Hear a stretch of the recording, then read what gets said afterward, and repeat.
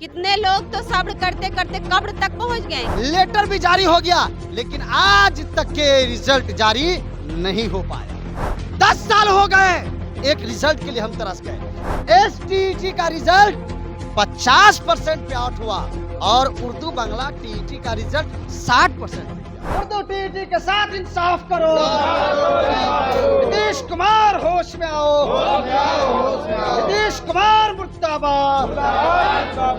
नीतीश कुमार होश में आओ। शिक्षा मंत्री होश में आओ। शिक्षा मंत्री होश में आओ।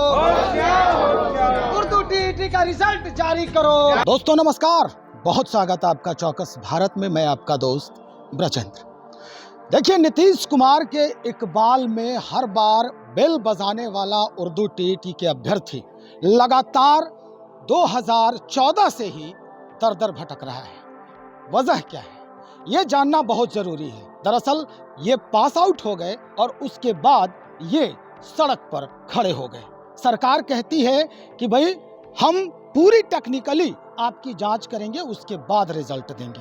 चलिए हम जानने का प्रयास करते हैं। आज चूंकि विधानसभा सत्र भी चल रहा है और सरकार नौकरी भी दे रही है गांधी मैदान में, इनके लिए क्या कुछ कर रही है सरकार, ये जानना बहुत जरूरी है। क्या मसला है भाई, बहुत दिनों से आप लोग जो है वो सड़क पर भटक रहे हैं। जब भी देखते हैं आपको नीतीश कुमार मुर्दाबाद मुर्दाबाद, ये पूरा मसला जो है वो क्या है, सुलझेगा या नहीं सुलझेगा? अब मुख्यमंत्री नीतीश कुमार जी ही बताएं। 2013 में एग्जाम हुआ, 14 में रिजल्ट आया और 14 में फेल कर दिया गया। क्या रिजल्ट दे करके मेरिट लिस्ट में नाम आने के बाद पूरे हिंदुस्तान में कहीं फेल किया गया है? मुख्यमंत्री नीतीश कुमार जी से हम लोगों ने एक बार नहीं हजारों बार कहा। उन्होंने फैसला लिया कि अरे ये पास करके फेल कैसे कर गए। तब मेरे रिजल्ट के ऊपर में ओपिनियन मंगवाया गया जो उम्मीदवारों के पक्ष में आया। उसके बाद में शिक्षा विभाग ने रिजल्ट जारी करने का लेटर निकाला, ओपिनियन आ गया, लेटर भी जारी हो गया, लेकिन आज तक के रिजल्ट जारी नहीं हो पाया। 10 साल हो गए, एक रिजल्ट के लिए हम तरस गए। एसटीईटी का रिजल्ट 50% पे आउट हुआ और उर्दू बांग्ला टीईटी का रिजल्ट 60% पे दिया। मुख्यमंत्री नीतीश कुमार जी बोलते हैं कि मैं गरीबों, फकीरों, यतीमों, लाचारों, मजबूरों, मुफलिसों, नाताओं, कमजोरों, पिछड़ों, अति पिछड़ों का मैं नेता हूं, मसीहा हूं। और आज उसी अल्पसंख्यक के बहनों और बेटियों की गर्दन पे तलवार चला करके सड़कों पे वो खड़ा किए हुए हैं और 10 सालों से एक रिजल्ट के लिए हम तरस गए। लाठियां खा रहे हैं। पटना की कौन ऐसी जगह सड़क है जहां पे उर्दू टीईटी उम्मीदवारों पे लाठी चार्ज नहीं हुई? कौन ऐसा बिहार का पेपर है जहां पे उर्दू टीईटी की मांग और आवाज नहीं उठी हो? 2014 से लेकर के और 2023 तक विधानसभा के हर सत्र में 40 से 50, 30, 20, 15 दर्जनों विधायक आश्वासन दे रहे हैं, खुद मुख्यमंत्री। और आज भाकपा माले विधायक दल के नेता महबूब आलम साहब का घेराव करके हमने कहा है कि जब तक के नीतीश कुमार जी से आज वार्ता नहीं होगा, जब तक के आज क्लियर बात नहीं होगी, तब तक के यहाँ से पूरे बिहार का उम्मीदवार नहीं जाने वाला है। देखिए रजा साहब, हम बात कर रहे हैं ये कि अभी महागठबंधन की सरकार है। महागठबंधन की सरकार में राष्ट्रीय जनता दल भी है। A to Z की बात करने लगी है। पहले तो EMY की बात करती थी, A to Z की बात कर रही है। क्या उनको ये ज्ञान नहीं है कि M भी है A to Z पूरे लेटर में? महागठबंधन के नेताओं, कान खोल करके सुन लो। 18% बिहार का मुसलमान और उसी के ऊपर में तुम्हारी सांसें चल रही है और 100 चूहा खा के बिल्ली चले हज करने। पाप, ताज्जुब है यार, शर्म के मारे डूब मरना चाहिए। आपकी सरकार को डूब मरना चाहिए, आपके अधिकारियों को डूब मरना चाहिए, आपके नेताओं को डूब मरना चाहिए। विधानसभा, विधान परिषद का आपने ख्याल नहीं किया। आप मुख्यमंत्री हैं, आप कोई नॉर्मल इंसान नहीं है। आप कितना ठगिएगा?